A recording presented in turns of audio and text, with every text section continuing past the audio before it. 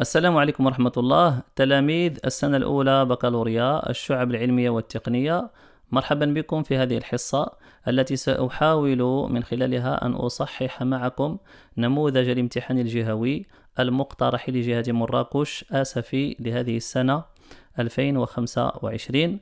إذا نشرع في الاشتغال على النموذج مباشرة. النموذج المقترح لهذه السنة يرتبط بمجزوءة مفاهيم وتحديدا بمفهوم الحداثة. سأستعرض النص أمامكم كالعادة. عنوان النص: الحداثة العربية. لن أقرأ النص اختصارا وإنما سأعرضه أمامكم، ويمكنكم كما أرشدكم دائما أن تقوموا بإيقاف المقطع وقراءة النص قراءة متأنية قبل الشروع في الإجابة عن الأسئلة. إذن هذه هي الفقرة الأولى من فقرات النص، وهو يتكون من 4 فقرات. إذن سنستعرض فقرات النص ويمكنكم إيقاف المقطع لقراءتها. والنص مقتطف من مقال بعنوان الحداثة الغربية وأنماط الوعي بها في الفكر العربي المعاصر للكاتب عبد الحليم باشا. إذن ننتقل إلى أسئلة النصوص. السؤال الأول كالعادة هو سؤال يرتبط بالملاحظة وتخصص له نقطة، والسؤال هنا طلب فيه أن يبين التلميذ علاقة مصدر النص بموضوع النص. ألاحظ مصدر النص وأبرز علاقته بموضوعه. المطلوب أن يرصد التلميذ العلاقة بين مصدر النص وبين موضوعه. ومصدر النص كما سبقت الإشارة هو الحداثة الغربية وأنماط الوعي بها في الفكر العربي المعاصر. إذن ما العلاقة التي تربط بين مصدر النص وبين موضوعه؟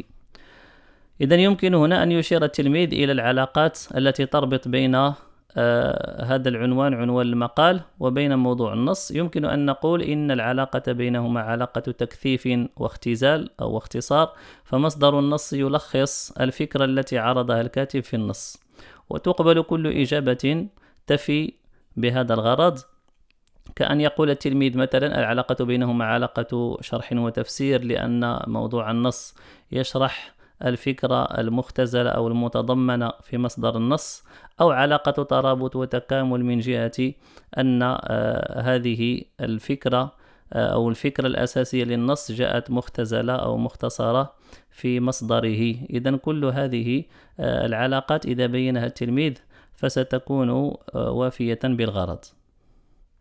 ننتقل إلى السؤال الثاني. السؤال الثاني طلب تحديد القضية المحورية كالعادة. السؤال متعلق بالفهم، أول سؤال في الفهم، فالمطلوب أن يحدد التلميذ القضية الأساس في النص، وتقبل منه كل إجابة مناسبة لهذا المطلوب، شريطة أن لا يخرج عن حدود القضية الأساس التي يطرحها النص.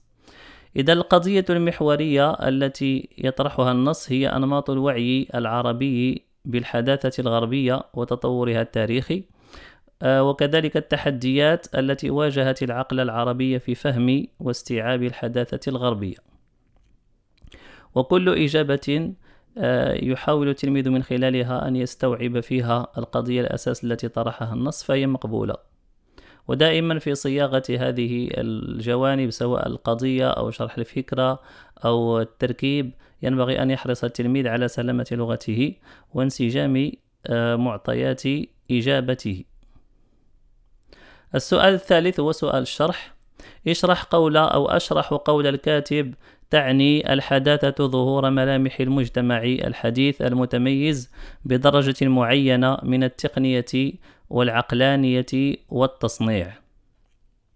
إذا المطلوب أن أشرح هذه القولة المقترحة وأبينها بالنظر إلى سياقها من النص، ويراعى في ذلك كما أشرت أن تكون اللغة التي يعبر بها التلميذ في شرحه وبيانه سليمة، وكذلك يحسن توظيف علامات الترقيم. إذن يقصد الكاتب بهذه القولة أن الحداثة ليست مجرد مفهوم نظري، بل هي واقع مجتمعي ملموس يتجسد في الاستفادة من وسائل التكنولوجيا والاعتماد على العقل وتطوير مجال الصناعة. إذن كل شرح يشرح به التلميذ هذه القولة فهو مقبول شريطة أن لا يكون أو لا يبتعد أو يخرج عن حدود ما يفهم من كلام الكاتب. السؤال الرابع هو سؤال الحقول. يقول السؤال: يتوزع معجم النص حقلان دلاليان، حقل العقل العربي وحقل الحداثة الغربية. أستخرج من النص 3 ألفاظ أو عبارات دالة على كل حقل. المطلوب أن يستخرج التلميذ 3 ألفاظ أو 3 عبارات لكل حقل، وتقبل كل لفظة أو عبارة مناسبة للحقل. إذن من العبارات التي وظفها الكاتب والتي لها صلة بالعقل العربي: العقل العربي، الوعي العربي، الفكر العربي المعاصر، بالإضافة إلى الألفاظ الأخرى التي ترونها أمامكم، وأقتصر منها على المطلوب وهو 3. حقل الحداثة تدل عليه ألفاظ وعبارات مثل المجتمع البرجوازي الغربي، النهضة الغربية، المجتمعات المتطورة، ويكتفى كما قلت ب3 ألفاظ أو عبارات. فكل لفظة تقريبا ستنقط على 0.25، فيكون مجموع نقط كل حقل 0.75، ومجموع الحقلين نقطة ونصف نقطة. السؤال الخامس يطلب فيه أن يحدد التلميذ عناصر من النص، تقسيمات، سمات، خصائص إلى آخره. السؤال: أستخرج من النص التوجهات 3 لنمط الوعي النقدي العربي بالحداثة الغربية. إذن المطلوب أن يبين التلميذ هذه التوجهات 3 بعد قراءته للنص انطلاقا مما حدده الكاتب في النص. والجواب أن نحدد هذه التوجهات كالآتي: التوجه الأول دعا إلى تبني المقدمات الفلسفية والشروط التاريخية التي رافقت الحداثة الغربية. أما التوجه الثاني فدعا إلى بناء حداثة عربية مغايرة ومستقلة. بينما التوجه الثالث دعا إلى استلهام اجتهادات الحداثة الغربية والإفادة منها في صياغة حداثة عربية. إذن كل الإشارة إلى كل توجه ينقط على 0.5. السؤال السادس تعلمون أنه سؤال يرتبط بالأساليب. يقول السؤال: أستخلص من النص مثالا لأسلوب التعريف وآخر لأسلوب الشرط وأبرز وظيفتهما. المطلوب أن يستخرج التلميذ مثالا واحدا دالا على أسلوب التعريف ومثالا دالا على أسلوب الشرط، وسينقط ذلك على نصف نقطة، وذكر الوظيفة سينقط على نصف نقطة. أسلوب التعريف يظهر في قول الكاتب: تعني الحداثة ظهور ملامح المجتمع الحديث. فهذا الرابط دال على التعريف، يعرف الحداثة وظهورها.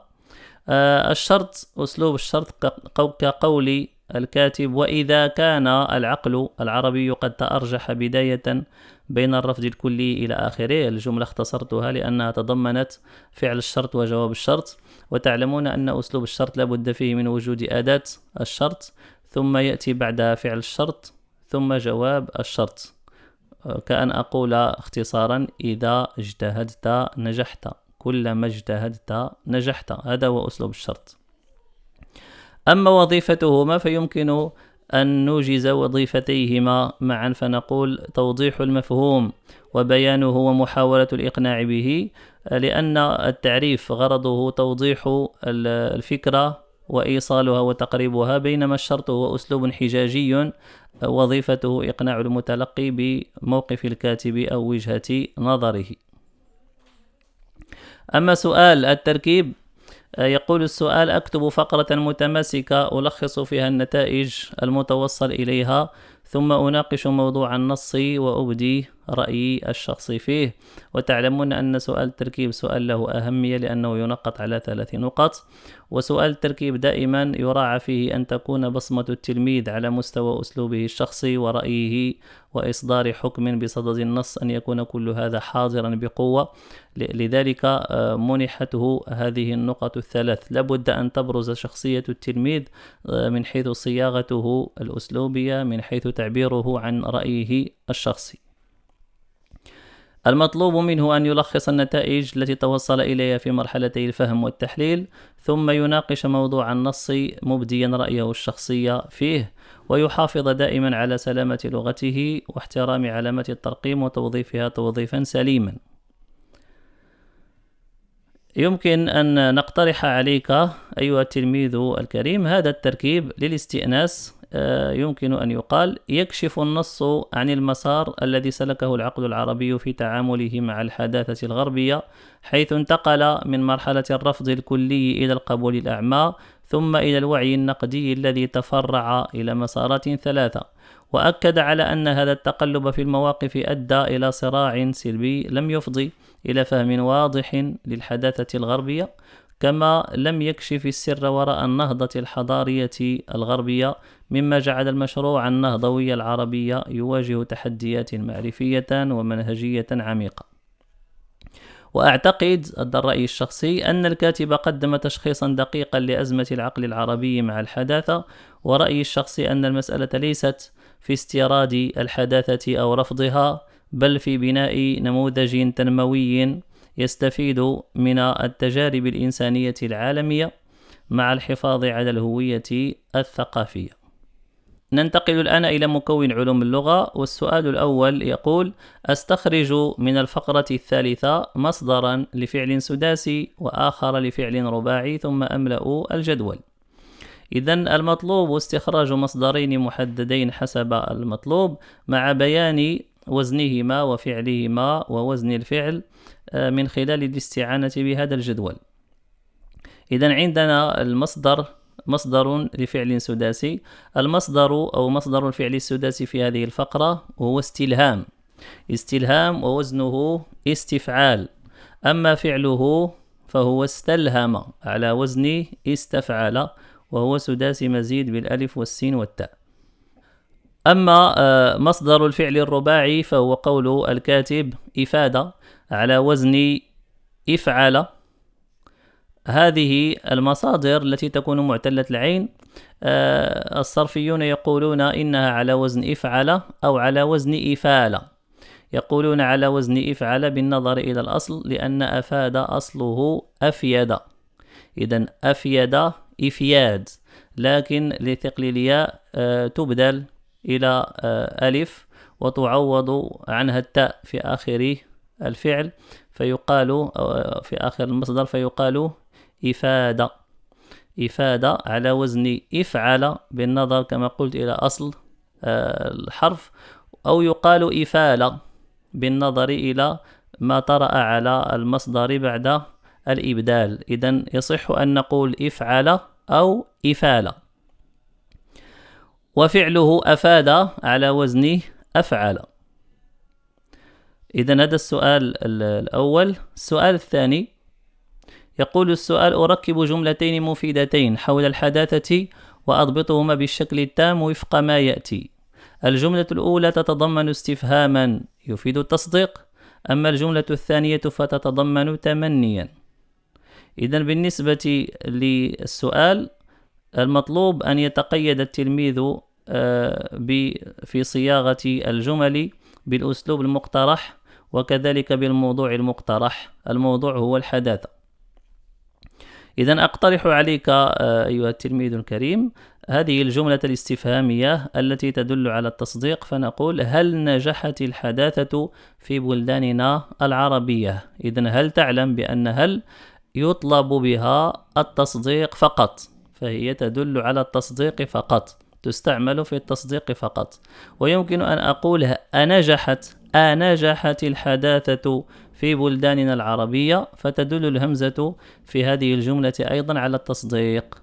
والهمزة كما تعلم تدل على التصديق في سياق وتدل على التصور في سياق آخر، وهي هنا إذا وضعناها مكان هل ستدل على التصديق. أما بالنسبة لجملة التمني فنقول مثلا: ليت، وهي الأداة الأصلية، ليت العرب يؤسسون حداثة تنسجم مع خصوصياتهم الثقافية. هذه جملة فيها النفي. وفي الحقيقة قد يقبل من التلميذ أن يذكر التمني معنى بلاغيا في الجملة، كأن يقول: متى تتخلص الحداثة العربية من التبعية المطلقة لحداثة الغرب؟ وهذا في الحقيقة هذه الإشارة هو اجتهاد مني فقط، لأنني لم أطلع على دليل التصحيح بعد لهذا النموذج، لكن هذه الجملة هي أيضا فيها التمني وإن كان معنى بلاغيا، فهي يحتملها السؤال. ننتقل الآن إلى مكون التعبير والإنشاء. السؤال: ورد في النص: ارتبطت الحداثة بظهور المجتمع البرجوازي الغربي في إطار ما يسمى بالنهضة الأوروبية التي جعلت المجتمعات المتطورة صناعيا تحقق مستوى عاليا من التقدم مكنها من غزو المجتمعات الأخرى وترويضها. السؤال: أتوسع في هذه الفكرة في حدود 15 سطرا باستثمار مكتسباتي في مهارة توسيع فكرة. إذن المطلوب أن يتقيد التلميذ بتقنيات توسيع فكرة 3 نقط: توظيف المعارف التي لها صلة بالموضوع نقطة، وسلامة اللغة مع احترام علامة الترقيم نقطتان. ويمكن أن يستعين التلميذ في صياغة هذا الموضوع حول هذه الفكرة المقترحة بالتوجيهات الآتية: قراءة القولة بتمعن لاستخراج أفكارها الجزئية. إذا الفكرة الجزئية الأولى هي نشأة الحداثة وارتباطها بالتقدم الأوروبي. الفكرة الجزئية الثانية: الوجه الاستعماري للحداثة، استخدام التقدم أداة قوة لغزو المجتمعات وإخضاعها.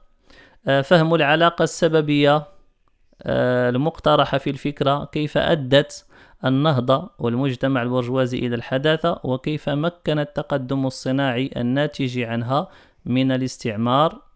التفكير في الجانب النقدي للفكرة من خلال الربط بين التقدم وبين الاستغلال. توسيع الفكرة بالشرح والأمثلة والمقارنة والتعليل، ثم الربط بين الأفكار بروابط مناسبة. صياغة الموضوع في مقدمة يذكر فيها التلميذ الفكرة مع طرح سؤال أو أسئلة. العرض يجيب عن الأسئلة من خلال توسيع القولة المقترحة. أما الخاتمة فهي دائما ما تخصص لخلاصة التوسيع مع إبداء الرأي الشخصي. وفي الأخير لا بد من الحرص على انسجام عناصر الموضوع، وكذلك الحرص على سلامة اللغة وتوظيف علامة الترقيم توظيفا صحيحا. إذن في النهاية أقترح عليك أيها المتابع الكريم هذا النموذج للموضوع، وهو للاستئناس وليس معيارا أو نموذجيا، وإنما المطلوب دائما هو أن يحرص التلميذ على أن لا يخرج عن حدود القولة المقترحة، وأن تكون أفكاره التي يوسع بها منسجمة متسقة، أن يتدرج بها تدرجا منطقيا، وأن يحرص بطبيعة الحال على اللغة التي يكتب بها مع علامة الترقيم المناسبة. وكل معنى يشرح به أو يفسر به أو يوسع به التلميذ فهو بطبيعة الحال مقبول إذا استوفى واستوعب هذه العناصر. المقدمة: ارتبطت الحداثة الغربية منذ نشأتها بمشروع توسعي استعماري، إذ لم تكن مجرد تطور داخلي للمجتمعات الأوروبية بل أداة للسيطرة على العالم. فما حقيقة الحداثة الغربية وما أهدافها؟ العرض: شهدت أوروبا نهضة حضارية شاملة أنتجت نموذجا اجتماعيا جديدا يقوم على 3 ركائز أساسية: التطور الصناعي والفكر العقلاني والابتكار التقني. غير أن هذا التقدم الحضاري لم يقتصر على التنمية الداخلية وحسب، بل تحول إلى مشروع توسعي عدواني. لقد وفرت الثورة الصناعية والتكنولوجية للقوى الأوروبية إمكانات عسكرية واقتصادية فائقة استغلتها في السيطرة على شعوب القارات الأخرى وتسخيرها لخدمة مصالحها، وبذلك تحولت الحداثة من رسالة حضارية إنسانية إلى آلة هيمنة وإخضاع تهدف إلى نشر النموذج الغربي بالقوة وفرض قيمه على الآخرين. هذا ما كشف عن وجهها المزدوج: تقدم ظاهري مقترن بممارسات استعمارية وشعارات إنسانية تخفي مطامع إمبريالية.